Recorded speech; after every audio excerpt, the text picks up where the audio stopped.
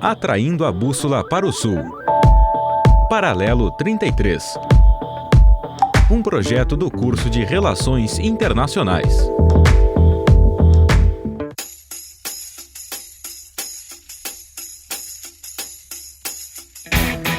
Olá, você está ouvindo o Paralelo 33 na rádio UniFM 107.9 no Spotify, YouTube, Castbox e Apple Music. Eu sou Arthur Santana, estudante de graduação no curso de Relações Internacionais da UFSM, e hoje falaremos de um tema um pouco diferente do que costumamos abordar em nossos programas. Vamos abordar como a popular animação japonesa Attack on Titan pode ser analisada com uma abordagem mais profunda.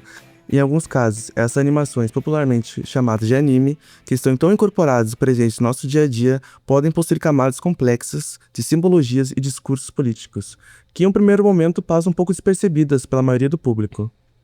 Olá, meu nome é Thorsten Katten, também sou estudante do curso de Relações Internacionais da Universidade Federal de Santa Maria, e este é um programa do Paralelo 33, um projeto de extensão do curso e do programa de pós-graduação em Relações Internacionais da UFSM, que tem como objetivo popularizar o debate sobre temas de relações internacionais que envolvem o Sul Global. Neste episódio, aprofundaremos os elementos presentes nessa obra que podem ser relacionados com o campo das RI e abordar os significados tão polêmicos que essa obra tem a nos oferecer. Olá, meu nome é Nanda Souza, também estudante do curso de Relações Internacionais da Universidade Federal de Santa Maria.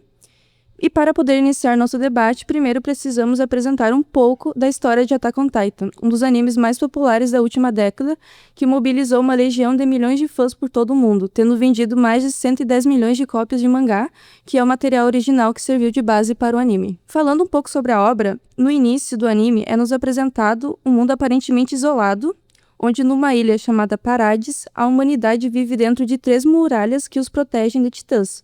Os titãs são criaturas humanoides que se alimentam de pessoas sem motivo aparente. O povo de dentro das muralhas acreditavam que eram os únicos sobreviventes do mundo.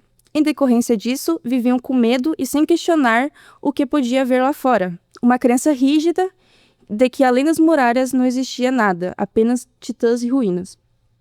Porém, conforme o anime se desenvolve, é mostrado que essa história é uma mentira cuidadosamente construída. Na verdade, o povo de Parades estava sendo mantido em isolamento para que nunca soubessem a verdade, que o mundo lá fora não havia acabado. Além das ilhas, do outro lado do oceano, existiam várias civilizações muito mais avançadas, com tecnologia, exércitos e disputas políticas. O centro desse mundo era a potência de Marley, um império militarista que explorava os poderes desses titãs como armas bélicas. E o mais cruel, Marley usava dos próprios Eldianos, que é o nome dado ao povo de Parades, como ferramentas descartáveis. Eles eram forçados a lutar, transformados em titãs como punição e tratados como cidadãos de segunda classe, sempre carregando o peso de uma culpa ancestral de que eles eram os demônios por serem descendentes de Ymir Fritz, a primeira a receber o poder de titã, que nós iremos falar um pouco depois de sua história. Enquanto Marley espalhava pelo mundo a narrativa de que os Eldianos eram monstros perigosos que precisavam ser controlados, Parades permanecia preso nessa bolha de ignorância. Entre esse povo de dentro das muralhas se destaca Eren Yeager, o nosso protagonista, um jovem que desde cedo convive com o medo e a frustração de viver confinado. No primeiro episódio do anime, acontece uma destruição na muralha em que ele vive. Tal destruição causada pelos titãs e ao presenciar todo o sofrimento de seu povo, Eren desenvolve um desejo intenso de liberdade e vingança. Ele se torna um ponto crucial da história, pois é através de suas escolhas e ações que os segredos sobre Marley, os Eldianos e os titãs começam a vir à tona. Eren conecta o isolamento de Parades com a realidade externa, questionando os sistemas de controle, a narrativa oficial e o destino imposto ao seu povo. Sua jornada é, ao mesmo tempo, uma busca por liberdade e um confronto direto com os dilemas morais que envolvem poder, vingança e opressão. É por meio dele que a história de Ymir Fritz, o legado dos Eldianos e os conflitos entre Parades e Marley se entrelaçam, mostrando que Attack on Titan vai muito além de uma simples luta contra monstros. É uma reflexão sobre o poder, memória e liberdade. Bom, esse é um pequeno resumo geral da trama, Mas agora que apresentei sobre a obra, o questionamento que fica é: como que a gente consegue relacionar a história do anime com questões políticas que acontecem na vida real? Uma primeira questão que eu parei pra pensar um pouco que, pra quem consome a obra, ela não parece desde o início ter essa abordagem mais política, querendo ou não, parece até um anime comum. Para aquelas pessoas que consomem aquelas histórias, geralmente de monstros e de aventuras épicas, o anime mostra esse conceito muito mais político, mais intenso ao decorrer da série. Eu não sei como é pra vocês, tipo, a primeira impressão que tiveram com o anime, mas eu comecei a assistir desde o início, eu nunca imaginei que eles chegariam nesses estados tão profundos quanto hoje a gente tem essa perspectiva. Qual é a tua visão, Tar? Exatamente. Tanto que esse foi o ponto inicial que deu a ideia de a gente fazer esse podcast, né?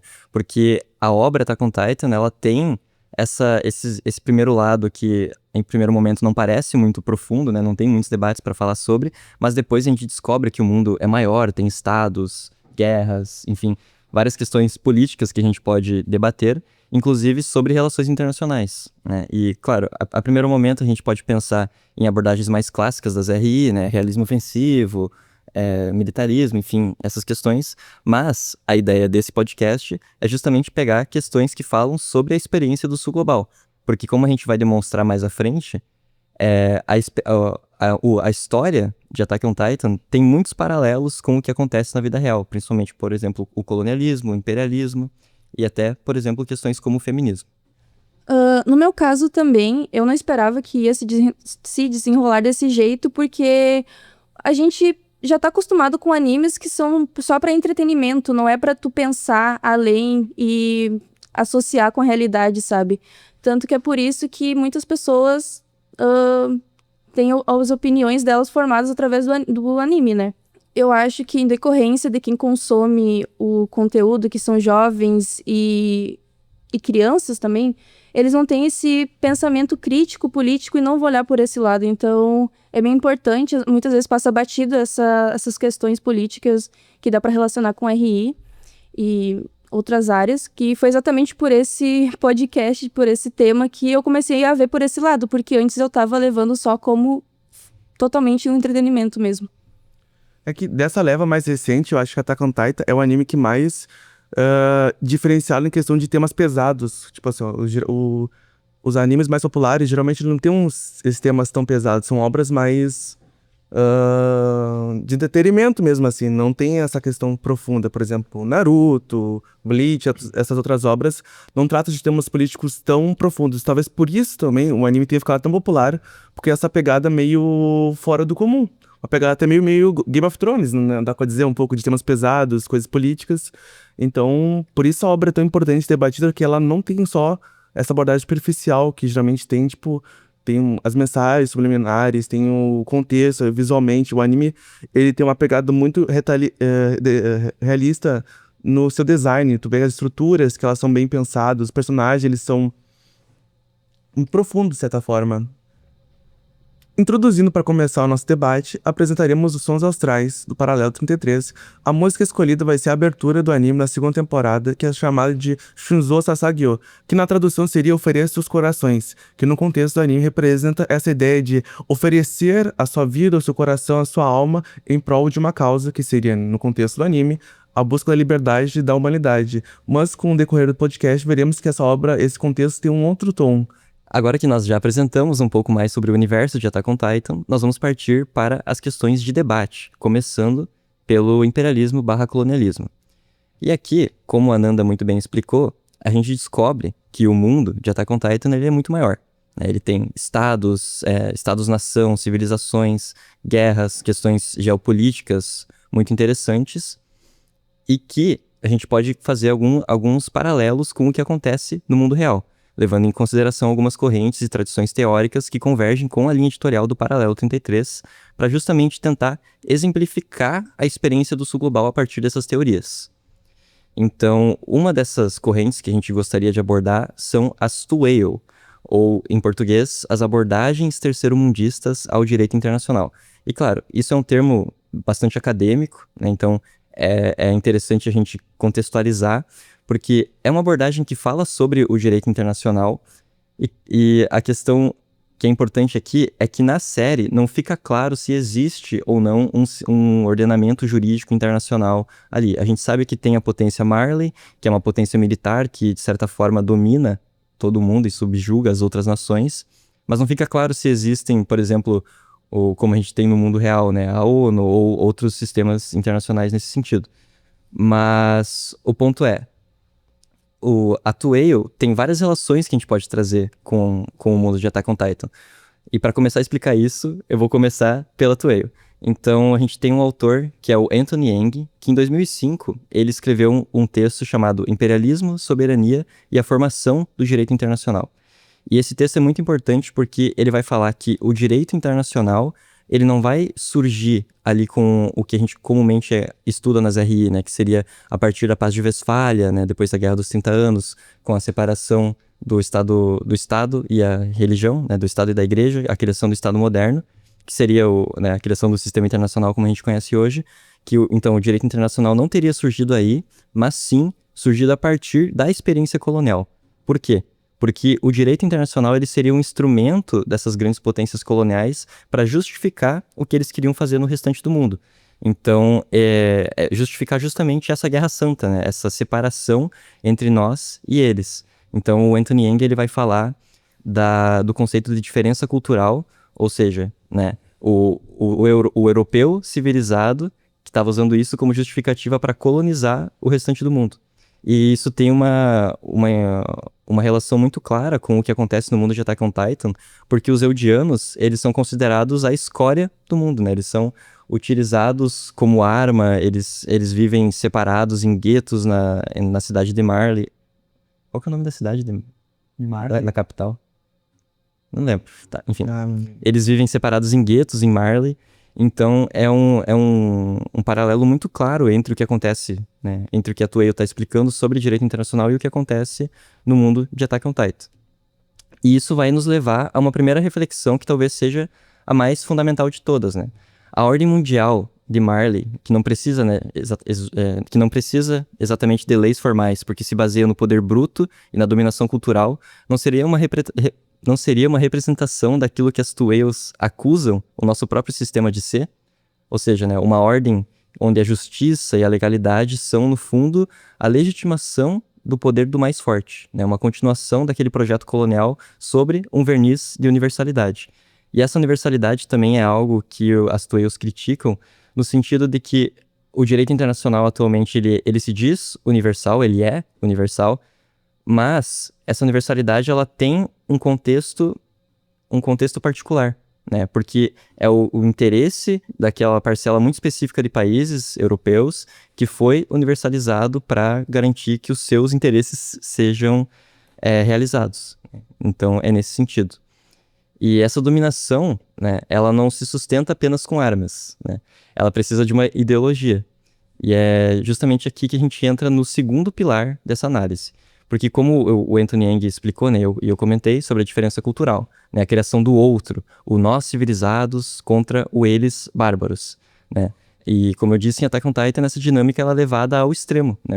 Os Eldianos da Ilha Parades, eles são um inimigo geopolítico, mas também eles são demonizados, eles são transformados em literais monstros, não são pessoas. São a escória de todos os problemas do mundo, de acordo com os Marleyanos, né?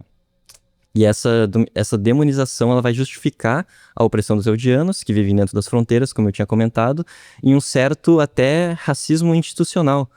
Você concorda com isso, Arthur? Eu concordo. Voltando um pouquinho antes que eu tinha comentado essa questão da opressão da relação colonial, a gente pode perceber que existe uma certa ordem de direito internacional, levando em consideração que existem países, existem acordos, de certa forma existe um imperialismo de Marley que subjuga outros povos, e como a gente vê na obra que temos povos e etnias que foram dominados por Marley, ou seja, eu tenho uma relação um pouquinho com a ideia de tratados desiguais que tinha muito comum no século XIX dos países europeus que impunham os países do chamado da periferia, essas regras desiguais. Então a gente pode chegar à conclusão que existe uma ordem internacional que não é tão trabalhada na obra, talvez intencionalmente não é tão trabalhada, mas a gente pode chegar à conclusão que existe essa ordem internacional do universo de Attack on Titan. Mas voltando à questão que tu tinha comentado do racismo institucional, realmente é muito evidente que na obra é mostrado tanto pela questão da ilha ser separado do resto do continente, então, e ser excluído do resto do mundo, ou seja, ela é marginalizada, de certa forma, é excluída do restante do mundo por uma questão de conflito, uma questão étnica, pelo que os eldianos representam tanto para Marley quanto para o restante do mundo. Que uma coisa que é interessante que é abordado mais na quarta temporada é que realmente o ódio contra os eldianos não é só de Marley, é uma questão do mundo. Todos os outros países têm uma questão uma questão contra os eldianos pela história que posteriormente vai abordar com mais ênfase. Mas a questão que tu falou agora, racismo institucional, realmente, os eldianos dentro de Marley, eles são obrigados a utilizar as braçadeiras de identificação e são excluídos para os guetos, ou seja, eles são retirados da participação da sociedade comum e deixados de lado e utilizados quando é conveniente. Realmente, tem essa questão da descaracterização do ser humano e utilizado como um objeto, realmente. No caso dos eldianos, como eles podem virar titãs, eles são realmente ferramentas, armas, que a gente pode considerar uma alusão mais direta a essa questão de utilização dos corpos subjugados como instrumentos. Bom, e essa questão, né, da demonização dos eldianos, ela tem muito a ver com a questão do apagamento da história, né? E aquele chavão, né, de que quem vence a guerra consegue escrever a história. E isso é demonstrado muito claro na série, porque em diversas vezes tem, por exemplo, tentativas de revolução dentro de Marley que são fortemente, né, não criticadas, mas são... Qual que é a palavra que me ajuda? São rechaçados? São tentativas de revolução que são rechaçadas fortemente por Marley.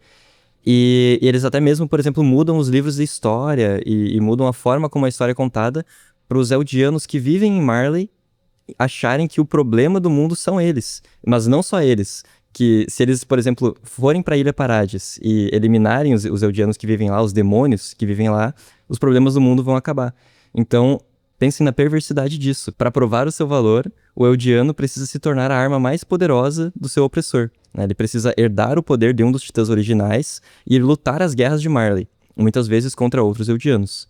E o corpo do colonizado, ele é literalmente transformado na bucha de canhão do Império, né? Ou seja, são combatentes deliberadamente sacrificados para que eles consigam ganhar os seus conflitos.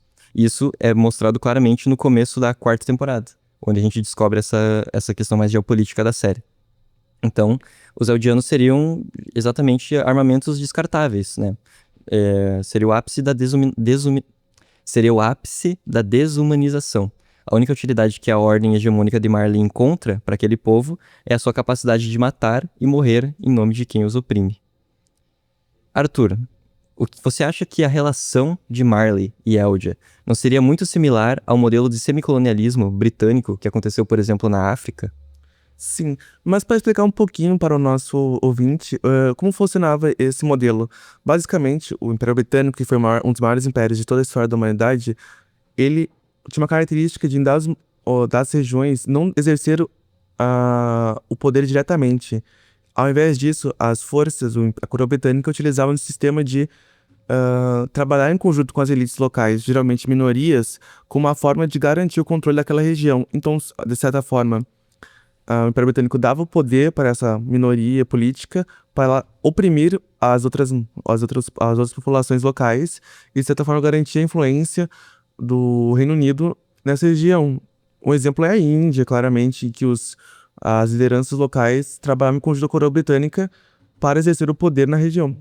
E no caso de Attack on Titan, a Ilha de Paradis ela é submissa à coroa do rei Fritz e da família real, que utiliza dos seus instrumentos que são, nesse contexto, são realmente poderes literais de apagamento de memória e de controle de pessoas para exercer o controle da ilha e se manter, de certa forma, submisso ao Império Marleno, porque, de certa forma, Marley exerce o controle na região, nas fronteiras da ilha e trabalha, de certa forma, em conjunto com a coroa, não diretamente, mas existe esse respeito das autoridades de cada um deles em exercer o controle da ilha. Então a gente pode ter essa relação um pouco. E sendo mais direto, uma relação mais direta de semicolonialismo, que era muito comum, tanto na Primeira e Segunda Guerra, das forças britânicas utilizarem combatentes das colônias em seus exércitos. Ou seja, não bastasse dominação indireta, esses combatentes, essas pessoas eram incorporadas no exército britânico para lutar pelas guerras dos britânicos. Ou seja, não bastasse a população ser dominada, ela também lutava pelas guerras do seu opressor. E a gente pode fazer uma relação com os eldianos que vivem no continente. Como tu disse anteriormente, eles são colocados para lutar nos frontes de batalhas por Marley. Então é um paralelo que pode ser relacionado. Perfeito. Acho que outra questão para o debate que a gente pode trazer aqui sobre imperialismo, colonialismo, que eu gostaria de perguntar para Nanda, seria sobre a questão dos recursos minerais que tem em Marley. Por exemplo, porque... Quer dizer, não, perdão. Que são a questão dos recursos minerais que existem na Ilha de Parades. Porque a gente descobre na série que a Ilha de Parades tem um metal, se eu não me engano, que ele é utilizado como combustível, e é um metal que só tem aquela ilha.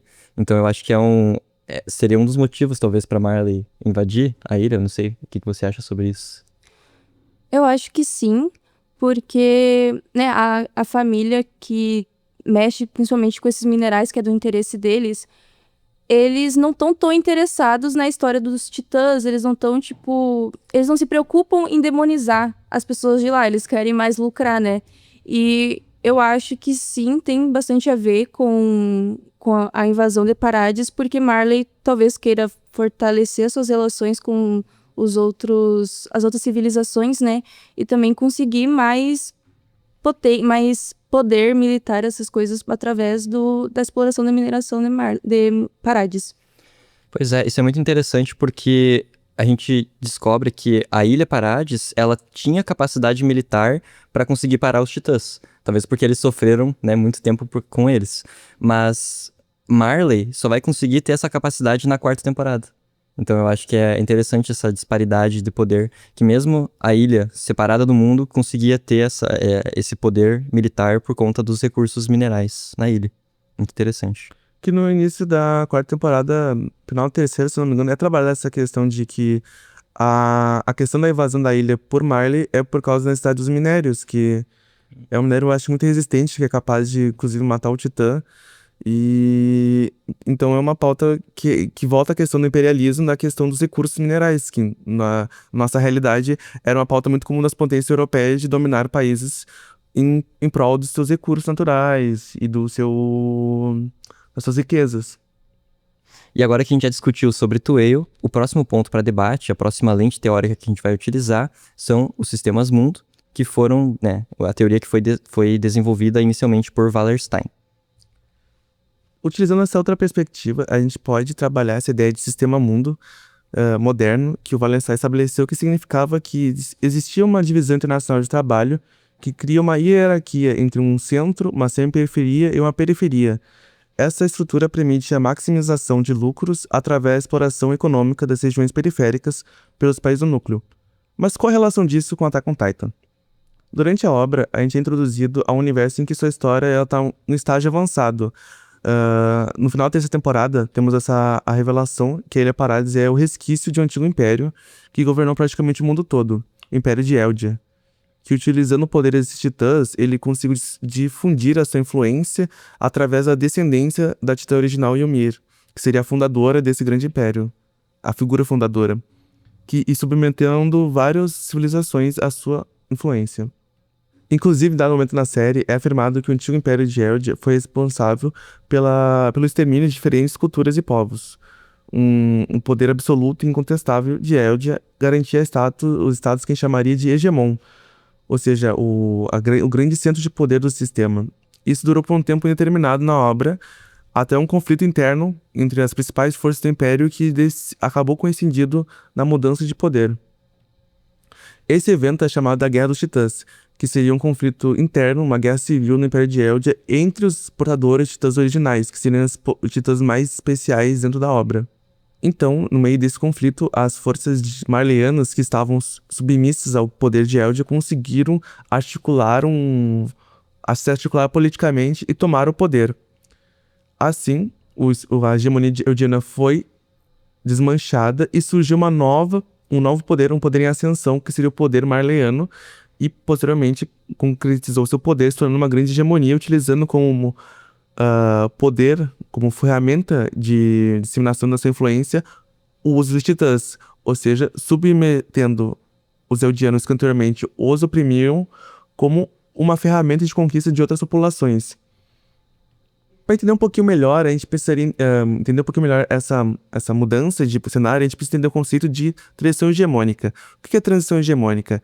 É a ideia de que nós temos uma grande potência econômica, a grande hegemonia, e temos uma potência em ascensão, uma potência emergente que quer mudar como funciona o sistema, quer mudar como funcionam as relações de poder. Então, ocorre geralmente um conflito, nesse caso seria a Guerra Civil do Império de Eldia, que resulta na mudança de poder. Para a economia política internacional, a transição hegemônica é o período de estabilidade e potencial conflito no sistema mundo, em que essa potência dominante, hegemon, em declínio relativo, é desafiado por um poder ascendente, que disputa o controle sobre as estruturas globais de produção, comércio e finanças. No caso da vida real e no caso do anime, seria esse grande conflito entre essas duas partes da obra. Essa questão da transição hegemônica é muito interessante para o debate que a gente está trazendo, porque, de certa forma, a gente está dizendo que a ilha Parade seria o sul global daquele universo.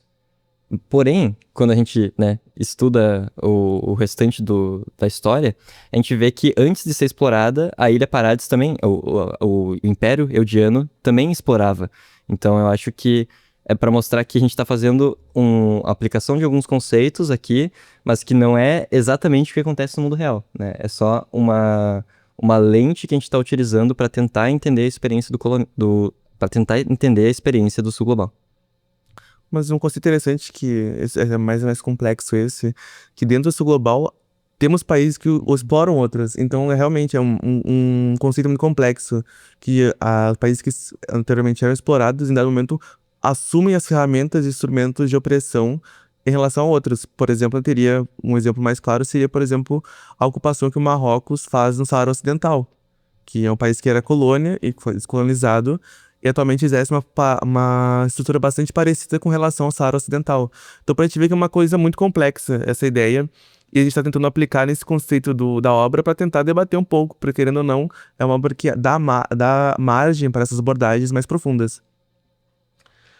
Outro ponto-chave na obra que a gente poderia debater um pouco mais é a invasão dos titãs na muralha de Shingashima, que é realizado logo no início do anime, e é uma incursão realizada por forças marleyanas, mas utilizando soldados que são guerreiros eldianos, os quais são direcionados para essa ideologia e essa narrativa do Império, tipo, de como as forças eldianas e a Ilha de Parades são os inimigos, então os próprios eldianos acabam por entrar em conflito com os outros eldianos. Então é uma questão bastante complexa de dominação cultural presente no anime. Essa operação ela tinha o objetivo de resgatar essa coordenada, que seria, no anime, o titã primordial que controla os outros titãs, ou seja, um instrumento muito forte, realmente uma arma muito poderosa, que seria capaz de controlar o mundo, que nem os eldianos em dado momento controlavam. Porém, essa a incursão dá muito errado, acaba falhando, e ocorre os eventos das primeiras temporadas. Outro ponto que a gente pode levantar um ponto-chave na obra é o conflito que começa a quarta temporada, que é uma guerra que acontece entre Marley e as forças aliadas do Oriente Médio, que na obra seria um paralelo que a gente pode estabelecer com o Império Otomano, ou as forças do Oriente Médio, provavelmente dito. Esse conflito durou de cerca de 5 anos e ele foi um marco muito importante na história do anime, porque ele expôs a realidade de que o monopólio do uso da força de titãs e dessa soberania, de certa forma, nesse uso desse poder, ele estava em decadência, porque as forças dessa aliança conseguiram fazer frente à supremacia dos titãs. Então, nesse momento, a gente tem a contestação da hegemonia de Marley. Como Marley ela teve várias baixas durante a invasão na Ilha de Parades, é como se tivesse balanceado, não balanceado, mas balançado o poder hegemônico dessa potência. Ou seja, para o restante do mundo da obra, Marley ter perdido nessa incursão representava que eles talvez não tenham tanto impacto quanto antes. Então seria o momento perfeito de contestar o poder. Na obra, a contestação, o conflito não sai vitorioso para Marley, mas porém expôs as fragilidades uso desse poder e é o que vai levar o Império Marleyano a reconsiderar outra invasão que objetivava recuperar o Titã Primordial e utilizar uma arma de destruição em massa que na obra é apresentada como um estrondo, que seria um poder de utilizar vários titãs para devastar o mundo e seria utilizado principalmente como uma forma de dissuasão militar. Um pouco semelhante com o que a gente poderia traçar a realidade com as armas nucleares. E assim seria a forma de Marley recuperar o seu papel como hegemon incontestada. Em contrapartida, a Ilha de Parades, ela se torna esse novo polo de poder, esse antigo império de Eldia, realmente uma parte que sobra desse antigo império.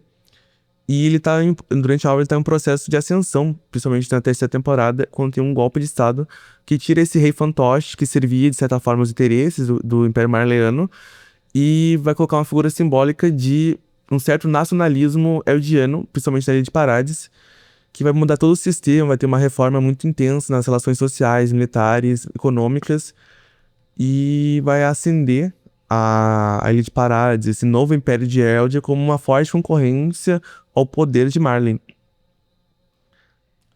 Agora, para trazer um pouco de debate, eu queria ver um pouquinho da opinião dos meus colegas sobre essa questão, principalmente dessa crise militar dos Titãs, tipo, no início da quarta temporada, qual a impressão que ela passa para vocês, e um pouco mais da opinião de vocês. Pra mim, a quarta temporada é a melhor temporada da série, assim. Concordo. Porque teve uma virada de chave ali, né? Da forma como a história acontecia, teve toda essa questão geopolítica. E eu acho muito interessante como o Império de Marley, ele é contestado, né? Ele é um império que acaba sendo contestado justamente pela questão militar. E o Estrondo, ele é a última arma, é a arma final, né? Porque ela literalmente destrói o mundo. Então, ela acaba sendo esse catalisador, né? E claro, o Estrondo, ele acaba sendo descoberto ali por debaixo dos panos, né? Tem toda a questão do Eren, que é um personagem dúbio, tu não sabe exatamente o que o Eren tem, né? Qual que é o interesse do Eren com o Estrondo. Então, acho que essa é uma dinâmica muito interessante dessa temporada. E com esse estrondo, né, do Eren, a gente se pergunta se, tipo, esse movimento egerista, que o egerista seria, fazendo referência a Eren Yeager, se esse movimento é uma tentativa de quebrar o ciclo de dominação apenas de vencer o jogo para se tornar o hegemon para se tornar o novo hegemon, ou os dois. No sentido de, tipo, será que o Eren Yeager, ele quer realmente acabar com a dominação de Marley sobre o povo dele, ou ele quer se tornar meio que o próprio Marley, no sentido até na transição hegemônica, né, dele se tornar a próxima hegemonia, no caso. Vocês acham que, tipo, é as duas coisas? Ele quer vencer o jogo ou ele quer se tornar o hegemon? Eu acho que é muito difícil dizer isso, que como eu comentei, o Eren é um personagem muito dúbio, né? Então, a gente tá vendo a série inteira na perspectiva do Eren, né? Sim. Então, eu acho que é muito difícil dizer, mas se tu vai considerar as ações dele, considerando o final, né, da série, eu acredito que ele tinha o objetivo de os dois, né, de certa forma. Porque ele queria acabar... então eu acho que, de certa forma, o objetivo do Eren era acabar com o ciclo de dominação. Porque se tu vai parar pra pensar de um ponto de vista de transição hegemônica, ele queria destruir o restante do mundo, né? Ele queria literalmente aniquilar o restante do mundo, não ia sobrar ninguém. Sim. Aí que vem uma questão. No início, nas primeiras temporadas, a gente poderia afirmar que o Eren só queria a libertação do povo, porque os inimigos eram os titãs. Que nessa, é bastante importante ressaltar que no primeiro momento as pessoas não sabem que os titãs são eldianos, que são pessoas comuns, que foram transformadas em monstros. O pessoal acha que são só criaturas que estão ali para atacar eles. Então, nesse primeiro momento, o Eren, ele declara guerra contra os titãs para libertar o povo e trazer a paz para a segurança.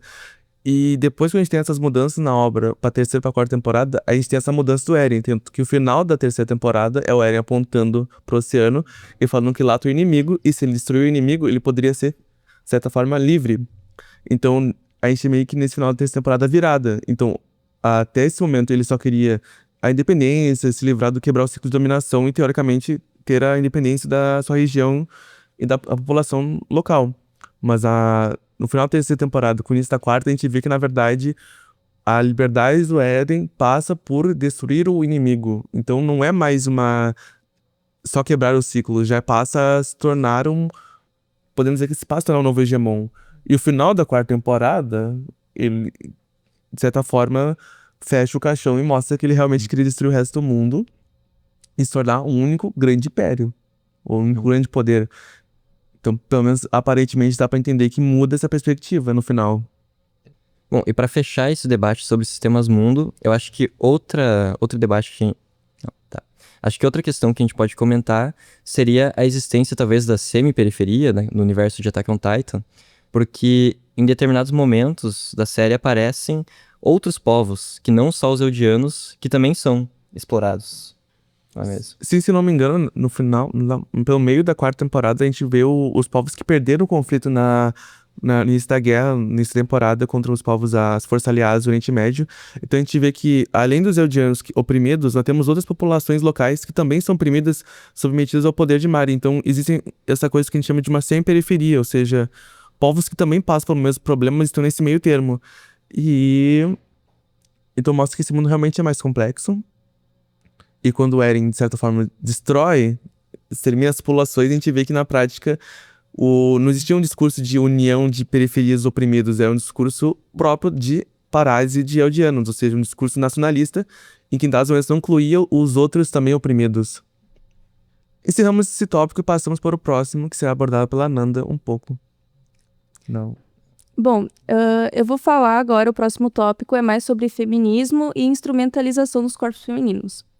Então, como mencionei no início do programa, uma figura super importante e essencial da história é Ymir Fritz. Mas quem é ela, afinal? Ela é a primeira pessoa a adquirir o poder dos titãs, tornando-se a ancestral de todos os outros. Sua história começa há cerca de 2000 anos atrás, quando sua vila natal é atacada por Eldianos e sua família é morta. E quem sobrou virou escravo, inclusive ela. Certo dia, ela libertou alguns porcos, um ato inconsciente que talvez refletisse sua vontade de ser livre. E por causa desse ato, ela foi punida pelo rei da época. Foi caçada na floresta pelos soldados e enquanto corria por sua vida, ela encontrou uma enorme árvore com uma abertura. Entrou lá e caiu num rio subterrâneo. E ela acabou se afogando e no leito da sua morte, uma criatura parasita se uniu ao seu corpo, e isso fez com que ela se transformasse na primeira titã, que tinha metros de altura e com uma aparência feminina. Mesmo após ela se tornar titã, ela volta à sua forma humana e está de novo como escrava do rei Eldiano. Ela serviu a ele por 13 anos. Ela foi utilizada como uma arma viva, além de mera ferramenta de reprodução para o rei. Ela usou seus poderes para expandir o império dele, construindo pontes, tornando as terras férteis e derrotando exércitos inimigos. Ela foi tratada não como uma pessoa, mas como uma ferramenta de dominação. E ao decorrer da história dela, após um conflito, ela acaba morrendo, mas o que a gente pensava que seria finalmente sua libertação desse mundo se mostra o contrário, quando o rei obriga as suas 3 filhas a comerem os restos mortais de Ymir, que isso perpetuaria o seu poder, já que toda a história da linhagem dos titãs se baseia justamente na fragmentação e reprodução forçada da própria Ymir Fritz. E a gente vale pensar que mesmo na ficção, a sua história pode ser relacionada com conceitos e teorias que têm a ver com a exploração e instrumentalização do corpo feminino. A gente consegue perceber que mesmo que ela possua poderes incríveis, ela nunca conseguiu escolher o seu destino. E segundo a filósofa Gayatri Spivak, a mulher subalterna é aquela cujo corpo e vida são apropriados por sistemas de poder e cuja voz é silenciada. Ela é falada, mas não pode se expressar por si mesma. E a Ymir representa exatamente isso. O seu corpo e sua vida são totalmente apropriados pelo Império Eldiano. E a sua voz é constantemente apagada. E apagada no sentido literal, né? Porque no início da história dela aparece que os escravos têm a língua cortada. Então ela literalmente não tem voz alguma para falar o que ela quer ou contestar qualquer coisa. Ela é tratada como um recurso e não como um indivíduo. E essa falta de agência ecoa a ideia espivaquiana de que a subalterna não pode falar. A sua servidão é eterna, e mesmo após a sua morte, a sua alma permanece presa. E isso simboliza uma escravidão metafísica que apaga completamente sua subjetividade. A Ymir, ela é usada, controlada e invisibilizada. E o seu poder e corpo não lhe pertencem, a sua humanidade é ignorada. Além disso, o corpo de Ymir é explorado como instrumento de reprodução do poder. Ela gera descendentes que manterão o domínio dos titãs e a supremacia eldiana. E mesmo sua morte é apropriada pelo Império. No ritual em que suas filhas consomem seus restos mortais, simboliza justamente a dependência do Império da exploração total do corpo feminino, para poder perpetuar sua hegemonia e ter controle de todo o resto. Essa lógica lembra muito o que a Silvia Federici descreve em O Caliban e a Bruxa, de que, ao longo da história, o controle sobre a maternidade e o corpo feminino foi essencial para sustentar sistemas de poder e economia capitalista. Podemos relacionar também com a filósofa e ativista Angela Davis, que complementa essa reflexão, mostrando que mulheres negras escravizadas eram reduzidas à função reprodutiva, transformadas em ferramentas de sustentação econômica e social. Com Ymir, vemos a ficção refletindo de forma dramática essa realidade, já que ela precisa reproduzir e criar mais titãs para ter mais domínio sobre as outras pessoas em decorrência do que o rei quer, do que o império quer. E a gente vê que ela não decide o futuro dela. O que decide é o império. Uma provocação que eu faço para vocês é que é sobre mais do momento que as filhas dela comem os restos dela. Vocês acham que isso mostra como o patriarcado faz as próprias mulheres participarem do ciclo de opressão, mesmo que isso significa que elas precisam se voltar contra elas mesmas? Não, uma pergunta difícil, né? Sim. Interessante. Uma coisa que eu penso sobre isso talvez seja até mesmo aquele movimento das Threadwives que tem no TikTok, né? Esse ultraconservadorismo, assim, elevado ao extremo de que, né, a mulher precisaria ficar em casa e né, cuidar dos filhos, fazer a comida, enfim. Isso é transformado em uma certa propaganda, né? Para mostrar para mulheres jovens esse estilo de vida. Arthur, você tem a comentar? Eu queria comentar que essa cena das filhas da Ymir comendo a carne dela é uma cena muito pesada. Porque não, pô, é meio grotesco tu ver, tipo, que como que funciona. O poder ele é passado pela questão de DNA, e até aquele momento ninguém sabia como funcionava pela história, tipo, como passaria os poderes dela. Então, aparentemente, o rei chutou que seria comendo a carne dela, de uma forma aleatória pelo roteiro. Isso é verdade. De uma forma por roteiro é passada, mas uma cena muito grotesca.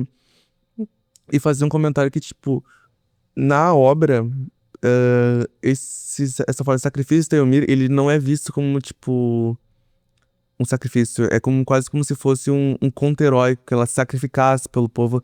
Então a gente poderia abordar, trazer esse paralelo, se era a intenção do autor meio que romantizar esse sacrifício da Ymir. Porque se vocês lembrarem bem na obra, o final da obra, a Ymir, ela volta a aparecer em espírito, porque é como se ela continuasse no corpo de seus descendentes, através de uma grande linha que conecta todo mundo.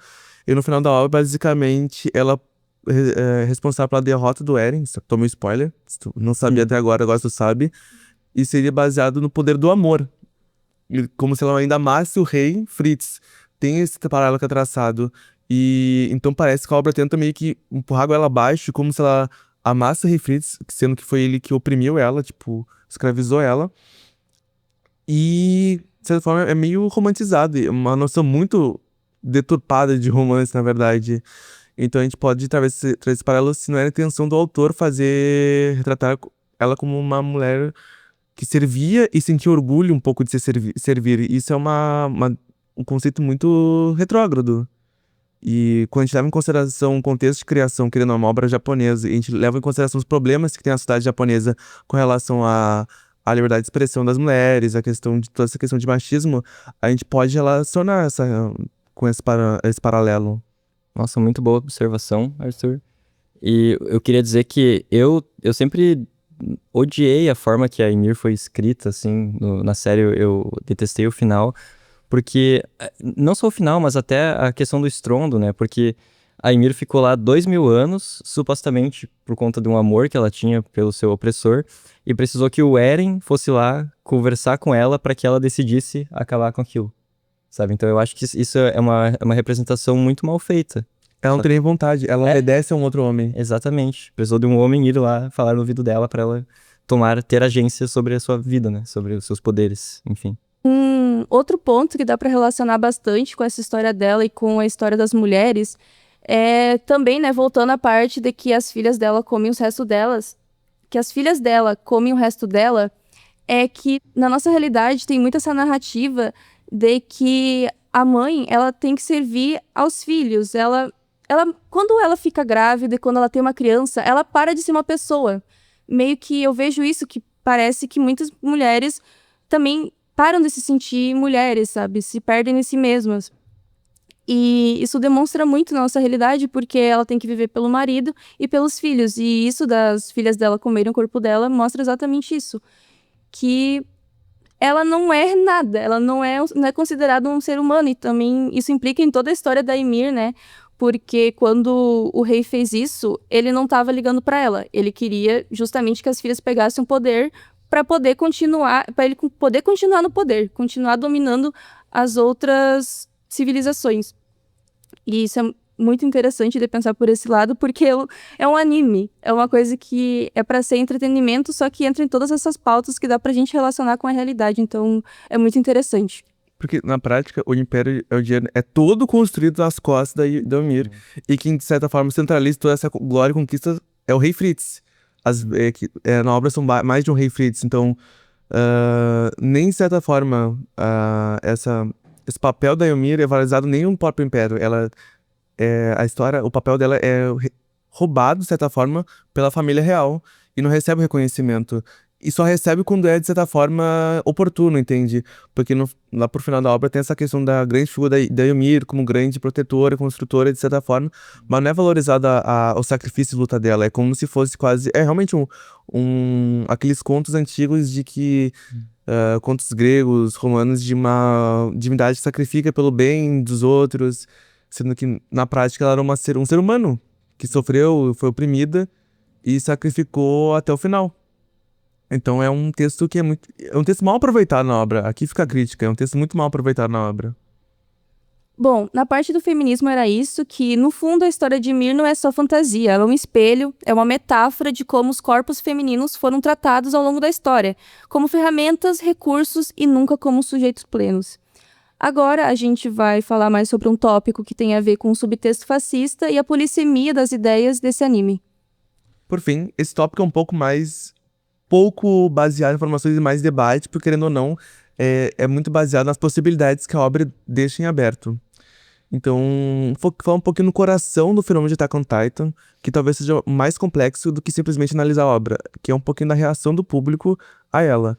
O ponto aqui é entender como uma história sobre esses ciclos de ódio e violência acabou gerando um efeito tão poderoso a ponto de uma parte expressiva do público defender as ações genocidas do protagonista, que é o Eren Yeager. Então, essa obra, ela é realmente... Para quem não consome, talvez não entenda o impacto, mas ela realmente quebrou barreiras, tornou... Pessoas que não consomem esse tipo de obra começaram a consumir. Ela realmente foi um grande fenômeno mundial na última década. Eu lembro de sempre estar entre os mais comentados, sempre popular. As pessoas usarem roupas referentes a isso, realmente adentrou a cultura popular. E eu não sei se vocês já viram em alguma rede social, então, mas eu já vi várias vezes pessoas defendendo o Eren, as ações genocidas, falando que ele estava certo.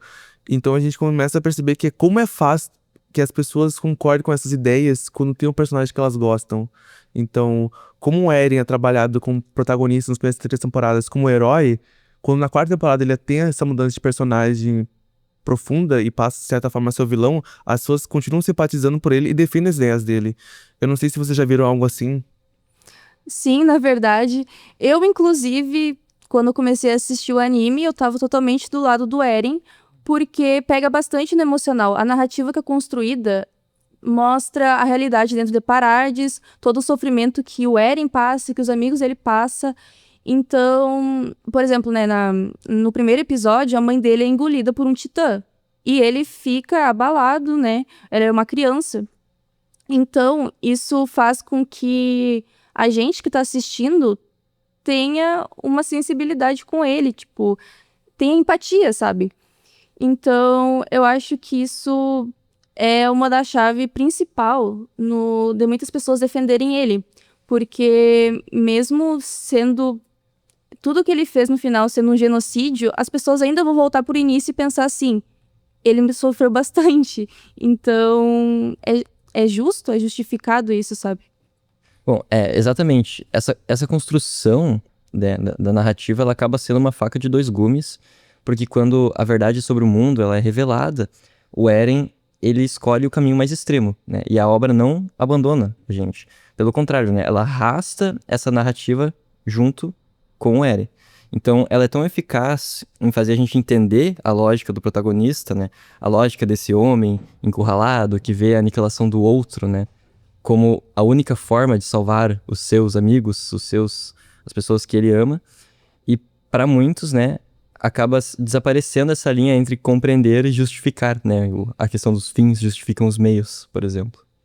Então, o perigo não está no que a obra mostra, mas como ela mostra. O estrondo, ele não é apresentado como massacre frio objetivo. Ele é musicado, ele é dramatizado, ele realmente tem um ar épico, é uma cena visualmente épica, é realmente o clímax trágico da jornada, e ele não tem, na prática, a obra tenta mostrar o horror com algumas cenas, porém, querendo ou não, a questão de ser um evento épico, o personagem, ele tem até uma cena que ele vira criança, como se ele conquistasse a liberdade, tipo, isso é liberdade. Então, na prática, a obra tenta, em dados momentos, fazer o contraponto, mas o contraponto é muito mais fraco do que o ponto principal de o Eren está conquistando liberdade, o personagem que a gente teoricamente criou em simpatia conquistando liberdade. Então é realmente uma questão muito complexa do anime. Então, e tipo, ao fazer isso, a obra vai criar um distanciamento emocional do horror ao ato em si. Não é como se fosse um genocídio na prática. É como se fosse um ato de resistência, mas na realidade ele é. E a obra não apresenta esse outro lado. Então, quando a gente leva em consideração a popularidade massiva que o Eren tem, mesmo como um genocídio. Tá.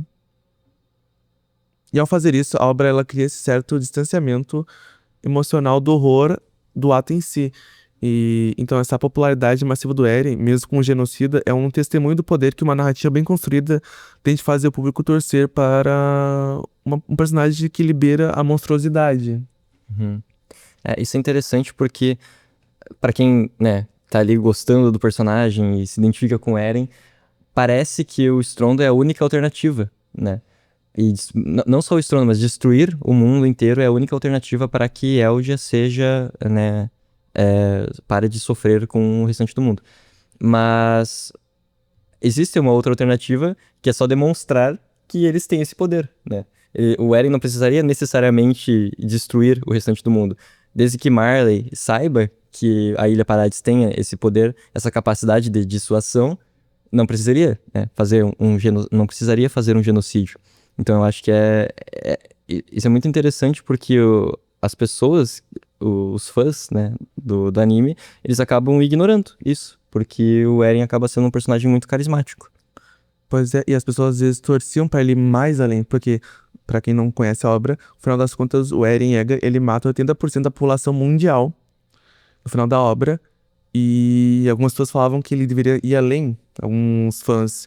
E como a gente observa, existe a possibilidade dele não fazer esse ato. A obra faz parecer que é inevitável, mas como a gente estava comentando mais cedo, só o fato de tu ter, usando uma lente mais de relações internacionais, o fato de tu ter essa arma de destruição em massa já é por si um ato de defesa, o ato de dissuasão. Quando a gente relaciona, por exemplo, com as armas nucleares, o fato de ter uma arma nuclear já é uma dissuasão. Ou seja, automaticamente não precisa utilizar ela para ter o efeito dela. Então, o Eren, ao tomar o controle do Titã Primordial utilizar o seu poder máximo e utilizar o estrondo, ter o controle sobre o estrondo, de verdade, ele já poderia utilizar essa certa forma para negociar, mas ele não quer negociar. E a obra, como ela é construída, pensando bem, quando tu analisa a obra no amplo geral, a obra tem um tom muito militarista desde o início, porque o Eren entra do exército, ele tem que sacrificar pelo bem do exército, da força expedicionária, exploração. A força de exploração. Até mesmo a abertura, ela fala de sacrifício ao coração em nome da liberdade. Os personagens, eles têm movimentos simbólicos, tem toda uma construção para tu comparar essa narrativa de que a única forma de conquistar a liberdade é através do conflito do poder. Mas na prática, não necessariamente. Existiam outros caminhos, como mostra na obra. O Eren poderia ter escolhido um caminho diferente. Inclusive, no final, tem até aquele flerte com uma viagem no tempo, mas isso a gente vai ignorar porque não faz sentido. Mas enfim, o efeito da figura do Eren, dessa ideia de tudo vale pra liberdade, realmente se espalhou. Tipo, muitas pessoas compararam essa narrativa e é um discurso muito perigoso. Porque, querendo ou não, isso expõe como é fácil as pessoas comprarem essas ideias extremistas, essas ideias, quando a figura que as fala é carismática, as pessoas se identificam. E, querendo ou não, quando a gente pensa que isso aqui é um desenho, e muitas jovens e crianças consumiram essa obra, a gente vê que essas ideias acabam chegando nessa população mais, de certa forma, vulnerável, sem um filtro. Então, realmente, não é querer demonizar animes, mas quando tem uma obra que tem uma mensagem tão forte, é meio preocupante que não se tenha essa atenção. Porque, querendo ou não, vai ver uma rede social, uma pessoa defendendo umas ideias genocidas, de certa forma até mesmo criminosas, que são estimuladas por essa obra. Então é realmente um debate muito complexo. Como vocês viram, esse é um debate tem bastante coisa, né, pra gente comentar, e não caberia só em um episódio. Então, se vocês gostaram, quiserem mais, podem comentar no nosso Instagram do Paralelo 33. Se quiserem outros animes, é só comentar. A gente faz outras obras. Outras obras, por exemplo, como Full Metal Alchemist, ou até mesmo Tokyo Revengers. Isso é polêmico, hein? Polêmico. Bom, mas esse foi mais um episódio do Paralelo 33. Esperamos que vocês tenham gostado. O conteúdo desse programa foi produzido por Arthur Martins Santana, Fernanda Sosa e Thor Tenkaten. O roteiro foi produzido pelos mesmos e também a gravação pelos mesmos. Com apoio da nossa querida Julia Hatke. E agradecemos também à rádio pelo apoio com a edição. Esse episódio utilizou como fontes o trabalho de conclusão de curso, O Imaginário Fascista de Attack on Titan, uma reflexão sobre o fascismo na cultura nipônica e os perigos da polissemia em mangás e animações japonesas, de autoria de João Pedro Moraes Silveira. Gostou do programa? Compartilhe e deixe sua avaliação no Spotify. Acompanhe mais notícias e informações sobre o programa nas nossas redes sociais, @paralelo33 por extenso, no Instagram e no Spotify. Lá, compartilhamos nossos resumos e boletins de notícias semanais, avisamos quando tem episódio novo e falamos sobre diversos temas de relações internacionais. O Paralelo também vai ao ar todas as terças-feiras na rádio UniFM 107.9 às 14 horas. O programa também está disponível no YouTube, Spotify, Amazon Music e Deezer.